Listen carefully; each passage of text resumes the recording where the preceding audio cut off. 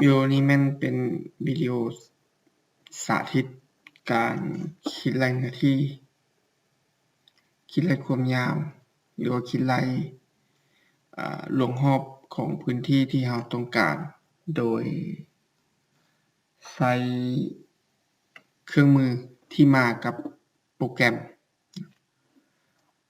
ซึ่งในตัวอย่างนี้แม้นได้นำใช้ภาพถ่ายดาวเทียม Sentinel-2 เขตที่เรามาเป็นกรณีศึกษาเป็นตัวอย่างให้นักศึกษาในการเฮ็ดบทรายงานเวียกบ้านนั้นซึ่งในตัวอย่างนี้เราจะซูมหาพื้นที่ที่เราต้องการคิดไล่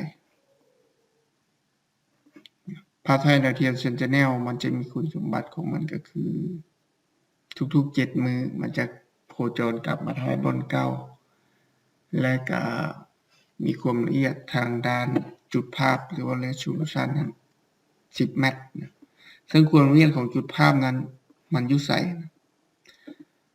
ถ้าเราลองซูมเข้าไปจำมึงเราจะเห็นว่าเป็นเม็ดถ้าเราซูมออกมันจะเห็นเป็นภาพ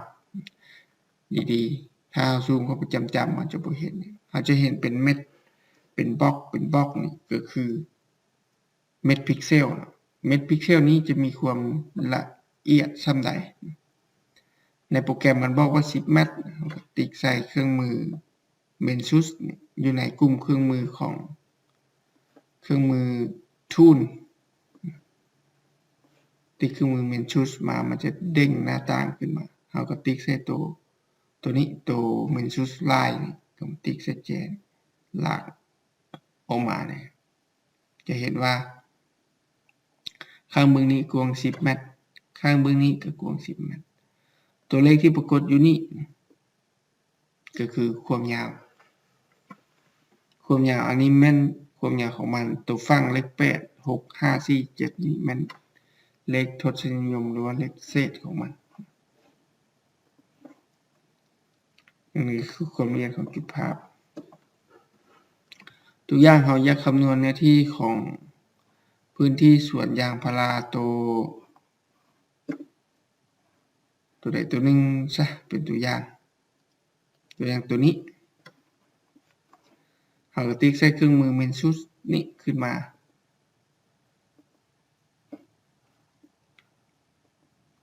ตั้งค่าอยู่นี่ให้เป็นตัวโพลีกอนเรามาติ๊กใส่ตัวนี้แล้วมาตั้งค่าหัวหน่วยเป็นอยู่ในช่องลูกศรสักลงตัว distance นี่เลือกเอา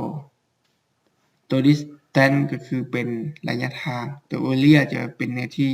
เป็นเมตรกับเฮกตาร์หรือเราจะเอาเฮกตาร์เลยก็ได้หรือว่าเอาเป็นเมตรหรือว่าเป็น square meter นี่เราจะไปหารเอาก็ได้เราจะเบิ่งตามจุดภาพของมันแล้วก็คลิกเอาพื้นที่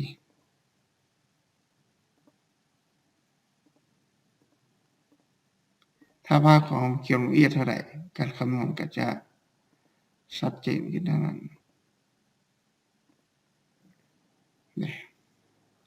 เนื้อที่มันก็จะออกมาอยู่ตัวนี้จุดอันนี้หมายถึงจุดทศนิยมก็คือจุด3ตัวเลขส่วนเลขเศษแท้จะเป็นเลขหลังจุดเลข5ฉะนั้นเนื้อที่เราได้เนื้อนี้เนื้อที่มันก็จะออกมาอยู่ 16,388 ตารางเมตร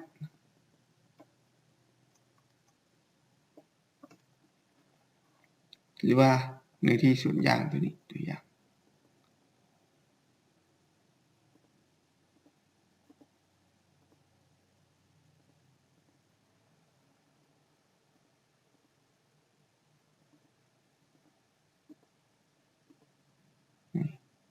ตัวอย่างออก 28,792 ตารางเมตรนี่มันเนื้อที่ส่วนเราจะเห็นรวงรอบมันก็แสดงอยู่คำว่าเนื้อที่ขึ้นไปมันเขียนว่า perimeter ก็คือ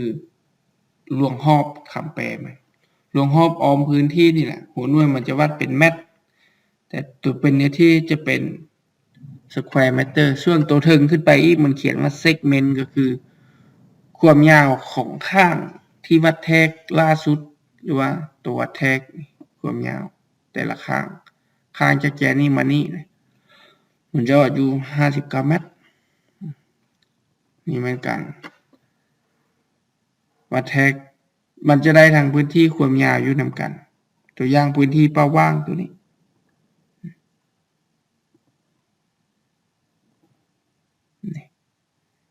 มันจะออกมา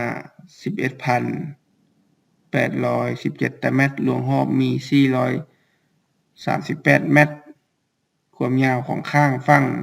วัดแทกล่าสุด118 เมตรเป็นการวัดแทกที่ว่องไวกรณีเรามีพื้นที่ที่มันมีความละเอียดมันก็จะให้ความแม่นยำสูงในการวัดแทก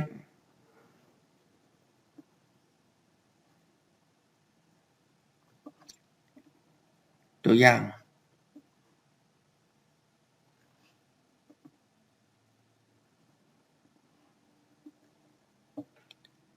ภาพถ่าย1ภาพที่มีความละเอียดสูงเช่นว่าภาพถ่ายดาวเทียม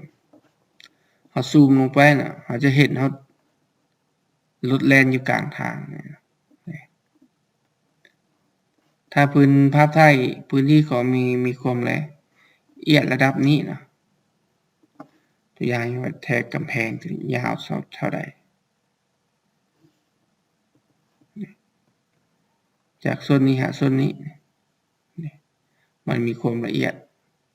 ความยาวทั้งหมด159 เมตร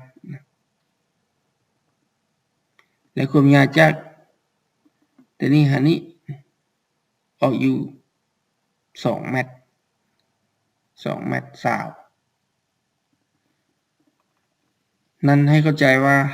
ถ้าภาพถ่ายของเรามีความละเอียดเท่าใดการวัดแทกก็ยิ่งมีความละเอียดเท่านั้นคือเรือนหลังนี้ตัวนี้มานี่ยาว10 เมตร8 เมตร9 เมตร10 เมตร3กับ10 เมตรมันขึ้นกับความสามารถของภาพถ่ายหรือว่าความสามารถของอุปกรณ์ที่ถ่ายภาพมายิ่งมีความคมชัดเท่าใดความละเอียดของภาพหรือว่าของข้อมูลที่วัดแทกมาจะได้หลายเท่านั้นสำหรับเครื่องมือตัว Mensus นี่มันเป็นเครื่องมือติดมานำกลุ่มเครื่องมือชูนจะใช้ง่ายเนาะขอเพียงแต่เราแอดข้อมูลที่ถูกกับค่าพิกัดหรือว่าพักข้อมูลนั้นได้มีระบบพิกัดที่แน่นอนโปรแกรมก็สามารถคำนวณได้เลยถึงเป็นวิธีการง่ายโดยบ่ต้องสลับซับซ้อนหรือว่าเข้าไปหลายๆบ่อนเพื่อแต้มนะมาคิดรายนาทีนั้นมันเป็นการกินเวลาสำหรับเรียกงานที่ต้องการความเร่งด่วนหรือความว่องไวในการได้มาของข้อมูลเพื่อมาประกอบการวางแผนหรือว่าการตัดสินใจนั่นนะเป็นคำตอบพื้นฐานให้กับนักเรียนที่สนใจในการเรียนนั้นคือเรียนวิชาแปลภาพถ่ายครับถ้าว่าจุดใดบ่เข้าใจก็จะทักมาสอบถามเพิ่มเติมอีก